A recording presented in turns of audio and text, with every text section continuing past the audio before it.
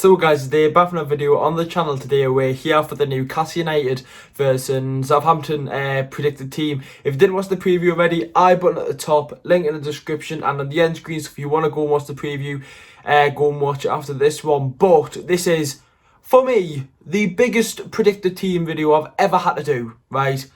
For the sake of the team that we're playing, right? And I've made some bold, big changes, and fingers crossed that happen with the injuries and all the situation with players at the minute. Make sure to leave a like, lads, subscribe to the channel. As what I quickly say now, I seen on the preview, someone commented about I'm growing a tash, as you can see, lads. Lockdown vibes, like the hair is horrendous at the minute, so we'll get used to the long hair and stuff because we're not getting trimmed until April. It's just turned February, so it's not going to be good. See me with a fucking afro on my head. But anyways, lads, let's get into the predicted team now. So this is my predicted team for the game versus Southampton. There is some big, bold changes, as you've seen from the thumbnail.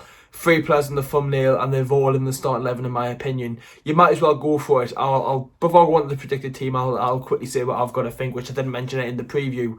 Southampton just got beat 9-0. 9-0, right?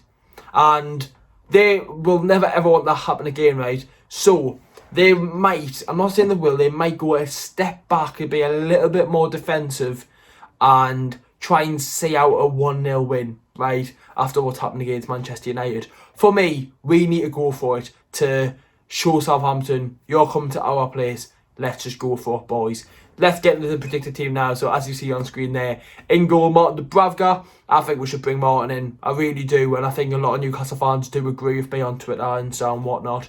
Say that Martin Dubravka should be back in the start 11. And it's the right time to bring him back in my opinion. He's probably sick of his life. And it's so unlucky that Darlow's done so well this season. But Darlow's never going to be the number one goalkeeper for Newcastle United, is he?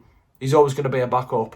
And he's done extremely well. He'll be remembered for this season, but it's time to bring Martin back in. The defence is a weird one. It really is. Look at the defence. It's a mess. An absolute mess. Mankio's sound. Shaw's sound. Hayden centre-back. I didn't like him in centre-back. I would prefer him in the CDM rule where he's a lot more natural. And then Matt fucking Ritchie in left-back. Hey, God. Why can we just not sign Jet Williams? Jamal Lewis is a massive doubt for the game with a hamstring injury. Why can we not just sign Jetro? But we're playing Matt Ritchie in a left back. And it wouldn't surprise. The thing is though, we can't really go 5 at the back. If we go 5 at the back, who's going to start this? The other centre back? Fucking Andy Carroll. No mate, not for me like. So for me, you've got to play a 4 at the back. And Ritchie will have to go into left back Rich. Nah. I mean, there's Emil Kraft. I mean, you could slap Mankio on the left and Kraft on the right, but I think he'll just play Ritchie. Next up then, the midfield. The main man, Joe Willock's in, and speaking quickly on Shelvey started after his goal against Palace, obviously being captain. Joe Willock, you might look at that and think, that's way too attacking, having Shelvey and Willock in midfield, which I do understand, and I bet you Willock doesn't start, but for the sake of the video and whatnot, for me, you've got to put him in.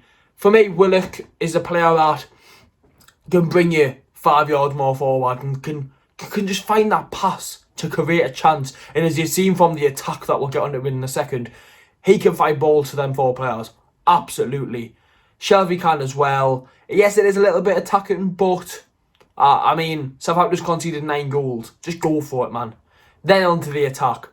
If we want to win football games, we've got to play our best team, right? That's the best attack we've got in the best formation with the best players in the positions. Play it, right? Simple as anything, right? You've got Miggy in a calm, his natural position where he's looked class recently. Been our best player since this really, really bad period for Newcastle United. He's been our best player for pretty much every game. Work his socks off, energy levels high. He's doing his bit. Maxie's back. Maxie's in the start 11. Brilliant news. This is a fact for you lads. Since Maxie's been substituted on since he's returned from COVID, guess how many goals Newcastle United have conceded? 0. And that's his game and whatnot, but for me, I'm almost certain he will start. Ryan Fraser, he has to start as well for the sake of his confidence and his future at Newcastle United. He needs a run of games. He started the last 2. Just keep playing him, right?